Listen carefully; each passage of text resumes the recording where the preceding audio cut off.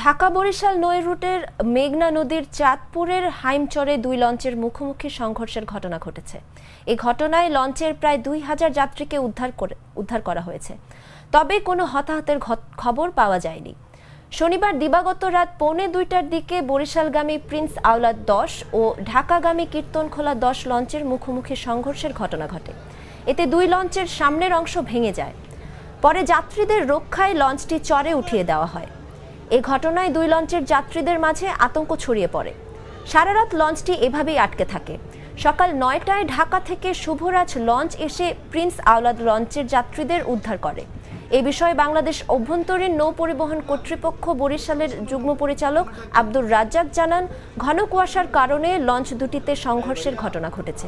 এদিকে সকালে কীর্তনখোলা ১০ লঞ্চটির যাত্রী নিয়ে ঠিক সময়ে ঢাকা পৌঁছেছে।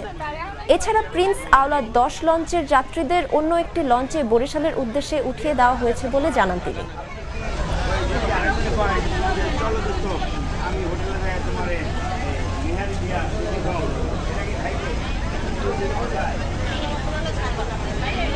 তখন তো রাত্র প্রায় ২টার মতো বাজে। হঠাৎ করে বিকট শব্দে সমস্ত লঞ্চটা প্রকম্পিত হলো। মানুষজন হাই উদ্দাস করে বেরিয়ে আসলো, সবাই প্যানিক অবস্থায় ছিল। মহিলারা চিৎকার কান্নাকাটি, বাচ্চাদের চিৎকার কান্নাকাটি।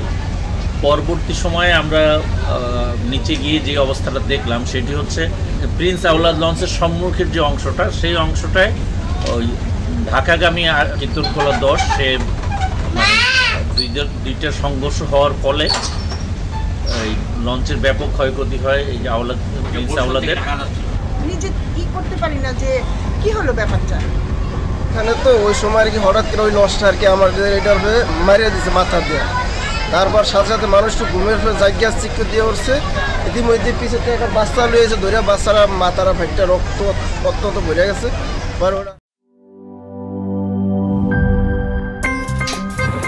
আমার একটা স্মার্ট সিদ্ধান্তে 25% গ্যাসের খরচ কমেছে। ভাবছেন কিভাবে? সাধারণ গ্যাস স্টোভ বদলে আমি এনেছি আরএফএল গ্যাস স্টোভ। এর সাইন্টিফিক নজল ও ব্রাস বার্নার ক্যাপ সমানভাবে তাপ ছড়িয়ে রান্না করে দ্রুত। তাই গ্যাসও বাঁচায় 25%, টাকাও বাঁচে 25%। আরএফএল গ্যাস স্টোভ, নিরাপদ ও গ্যাস সাশ্রয়ী।